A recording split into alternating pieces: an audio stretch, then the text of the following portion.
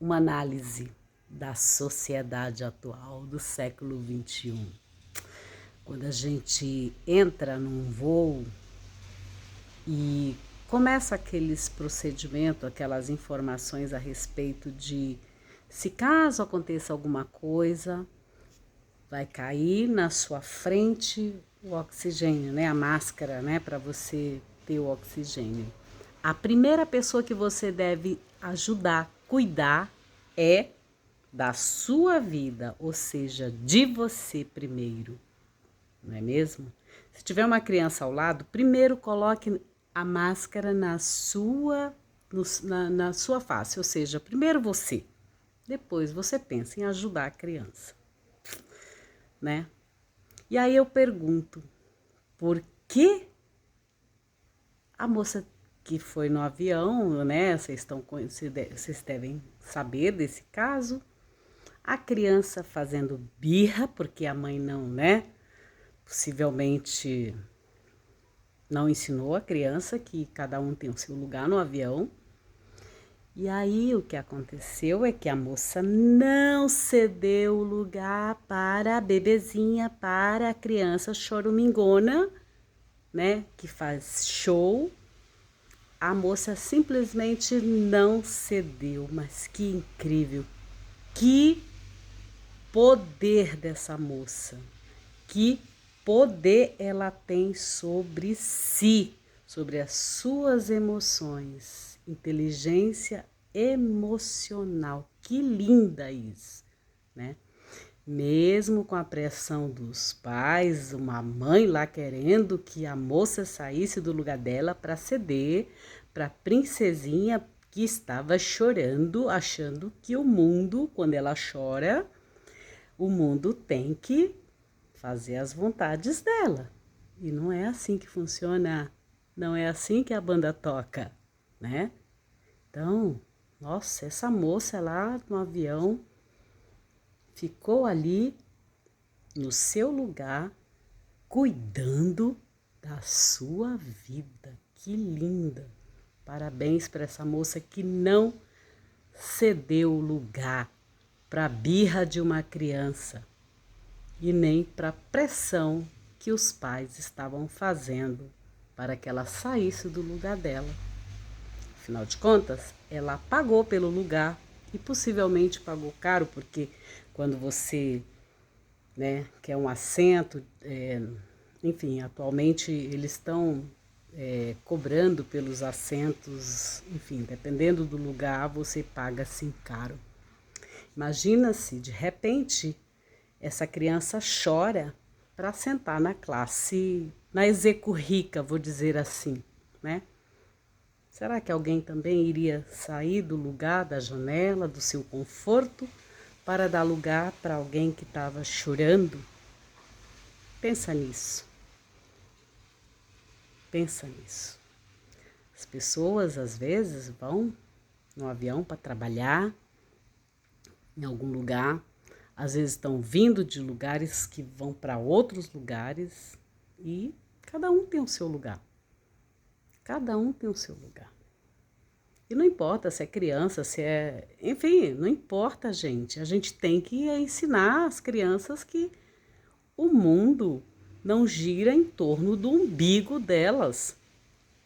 Eu sempre viajei com meus filhos desde bebezinhos, desde bebês.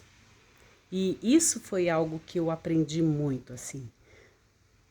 Quando você está na rua, no mundo, as pessoas não vão viver as mesmas experiências que você vive.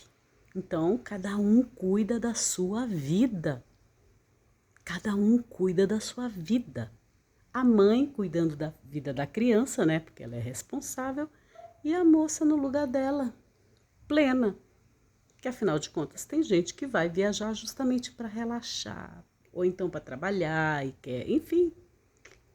Ela fez certo, ela não está errada, ela está no direito dela, ela pagou por aquele lugar. Eu sei que vocês vão dizer, ai, nossa, mas cadê a empatia e não sei o que, gente? O mundo funciona diferente. O mundo não é só o nosso a nossa bolha, o nosso quadradinho. Não é, não é, entendeu? Não é. E parabéns mais uma vez para essa moça que se manteve ali no seu lugar, ponto. Mesmo que a criança estava chorando. Vou contar para vocês uma coisa. Uma vez eu estava vindo num voo, estava vindo de Israel. Tinha uma mãe com uma criança, né, do lado. A criança também começou a fazer birra.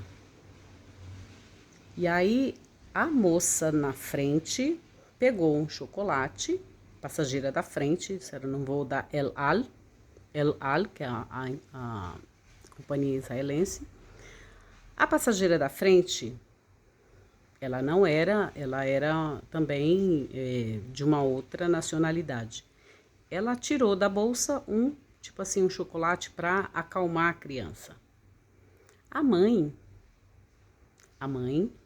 ela era conhecedora, possivelmente, né, das regras religiosas, as regras judaicas. Ela simplesmente disse, muito obrigada, mas ela não vai comer nada. Ela vai se acalmar em breve e ela tem que aprender a viver em sociedade, não importa onde ela esteja. Depois de uns minutos, a criança simplesmente parou, porque ela viu que ela não iria ser atendida, né? Então, sabe? E até porque também dá coisas para a criança, você nem sabe quem era a pessoa, o que tinha ali, enfim. Então, quer dizer, além de ter sido uma proteção dessa mãe, era possivelmente uma israelense, ela disse que não era para, não ia aceitar o chocolate. Não tem aquela coisa, a criança começa a chorar, você quer um chocolatinho, quer não sei o quê. Terceiros, né, se metendo na educação, às vezes, na educação que cada um tem o seu jeito de educar. Outra coisa também que eu aprendi, né, sendo mãe, o pediatra do meu filho, do meu filho mais velho, ele era um judeu. Ele era judeu. E ele também, assim, mas só judeu faz? Não, é que eles conhecem certas regras alimentares, eles conhecem como devemos educar os nossos filhos, de acordo, né, cada um com... Então, se eu fui buscá-lo é porque eu sabia que ele era o melhor pediatra na época. E aí, meu filho tinha uma certa dificuldade de aceitar comer salada, comer vegetais, enfim. E ele gostava de comer outras coisas, não queria comer tomate, essas coisas. Tomate, né? Tomate é uma fruta. Então, e ele ouvia, às vezes, o avô dizer, eu não gosto de tomate não, mister, enfim. E ele criou esse hábito de não querer também. E o que acontece? Eu dava salada para o menino não queria de jeito nenhum comer salada. O doutor disse, eu não vou falar o nome dele aqui não, ele é bem conhecido, ele é bem famoso. Aí ele disse assim, olha, aí você vai ter que decidir, Francisca, a educação do seu filho, quem comanda na sua casa é você, porque ele tem que receber treinamento, ele tem que receber, né, a educação é obrigação da mãe, pelo menos né, nas narrativas é isso. Ele disse assim, olha, eu nunca vi ninguém morrer de fome diante de um prato de salada. Aí ele disse, negocia com ele, enfim. Aí eu comecei a fazer. Olha, não deu muito tempo, acho que na mesma semana o menino já começou, eu fui firme, ele chorava, fazia show, aquela coisa toda. Eu digo, olha, é assim, a regra é essa, Você vai ter que comer e no final de semana você vai saborear o seu sorvete. E assim foi durante muitos anos. Então, quer dizer, essa questão da educação da criança é muito relacionado aos pais, depende muito dos pais. Ainda hoje eu estava conversando com meu marido. Quando os pais começam a apoiar, um dá uma ordem e o outro vai lá e desfaz, isso atrapalha. Quer dizer, você constrói um ser humano, aí o outro vai lá e destrói, né? A questão da educação. Então, os dois têm que andar junto nesse caminho. O que acontece é que os dois têm que educarem de forma bem legal. Por quê? Se um fala uma coisa, o outro fala outra, como aconteceu aí com essa criança no avião, então vira um caos na educação da criança. A criança fica até, né, em dúvida, quem eu vou obedecer. Ali, no caso, quando a moça simplesmente não saiu do lugar para ceder para a criança, ali ela fez praticamente, ela deu a educação que os pais da criança não estavam sabendo lidar com, né, com tudo isso. Então, eu, sinceramente, eu gostei do que essa moça fez, de não ceder o seu lugar para simplesmente porque a criança estava fazendo birra, chorando porque queria o lugar da janela. Às vezes você paga assim um pouco a mais para vir na janela, porque você quer olhar, né, a cidade a qual você vai chegar. Né? Eu já cedi uma vez, mas eu tive o interesse de ceder o lugar para um garoto de 6 anos. Ele estava indo para a Rússia, né? Nós estávamos indo num voo de Frankfurt para a Rússia, para Moscou. E aí eu combinei com ele o seguinte, como eu já estava acostumada a viajar, sair de Frankfurt, enfim, eu já conhecia como era Frankfurt de cima, então eu disse assim, olha, vamos fazer o seguinte, você fica nesse voo, como era um voo à noite também, você fica na janela, mas só que com uma condição, eu vou precisar aprender russo, falar russo, até chegar em Moscou. Enquanto isso, enquanto nós vamos viajando aqui, você vai me ensinando algumas palavras e aí você senta no meu lugar. Então, quer dizer, houve uma negociação e o garoto era bem simpático também.